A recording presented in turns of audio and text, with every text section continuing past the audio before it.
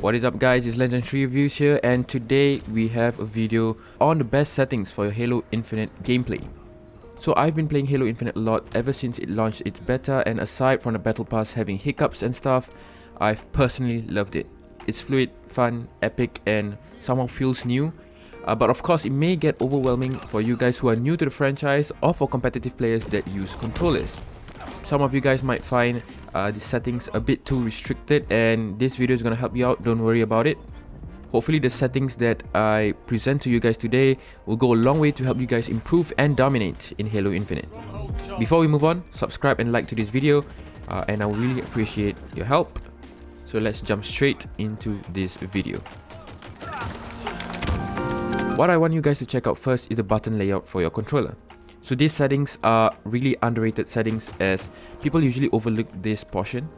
And as a controller user, you have to choose what's best for you. I have the Elite controller, so I have pedals that I can customize to make my gameplay easier for me.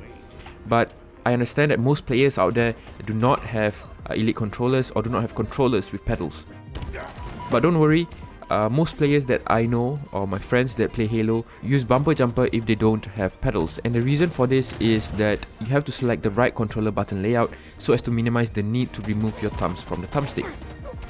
So the controller settings is not only restricted to the bumper jumper layout, you can personally customize each button to your liking, so take note of that. So yeah, just remember that the main idea here is to ensure that you do not need to remove your thumbs from the thumbstick, or at least minimize it. Eventually this will allow you to be always on the ball, and it's really crucial to kind of win that 1v1 situations.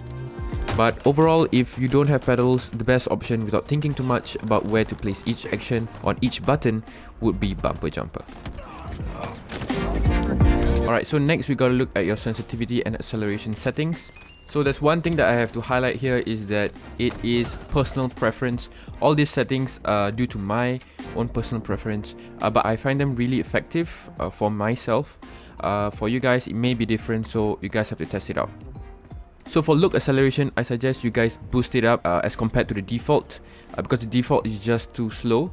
I suggest higher than the default. I go for a 3, some people go for 4 or 5, but then again, you have to test it out. But don't stick with the default because it's quite slow, and you know, Halo being an arena style gameplay kind of a game, it's very important for you to be quick and be nimble.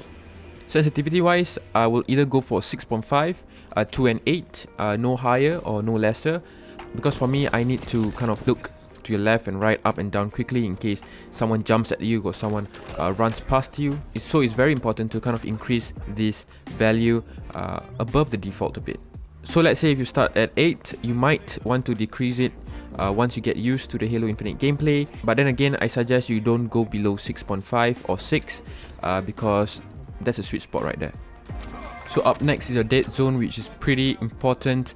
But before we get into the numbers, you gotta understand what axial dead zones and max input threshold means.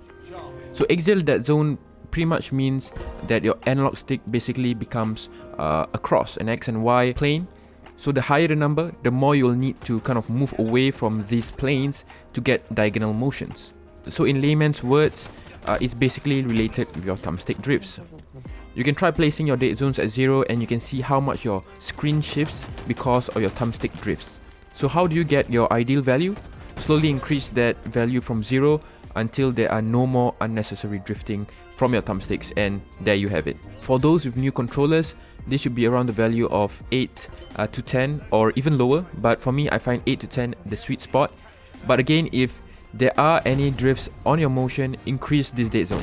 So it's important to, again, trial and error to find the right number for you, but generally mine sits at 8 to 10. So now max input threshold. So the higher this number is, the more movement you need to make with your stick to register the max input.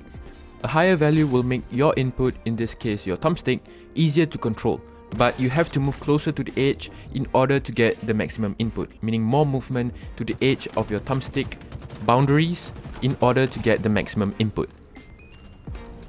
I therefore suggest placing a lower or medium value for your left stick, allowing you to strafe easily, and a higher value for your right stick so that you can make that fine adjustments when you are aiming or sniping. Personally, I have it on the lowest possible value for both thumbsticks, but then again, you have to try this for yourself and get comfortable with your value and with your own value only. Again, this is a trial and error method, but for me, I have it on the low to medium value because I'm really comfortable with those values, and I've personally practiced with these values and I love it. So you guys can now move on to the video settings and go to your field of view, which is the first thing you see. So for my field of view, I set it to about 100% as that's my comfort zone. From my research, most of you guys love 120%, which is totally fine as well. But I feel that I can't see like the middle portions of the screen well at 120%. Again, it's up to your preference, but at least increase the field of view to 100% or higher because the default settings are just too tight. Personally, I didn't know about this until a few weeks ago, and it's definitely a game changer.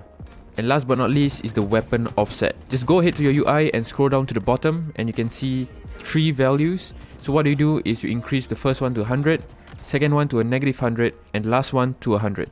And you can see that the weapon is placed out of the screen, thus allowing you to see more of your surroundings.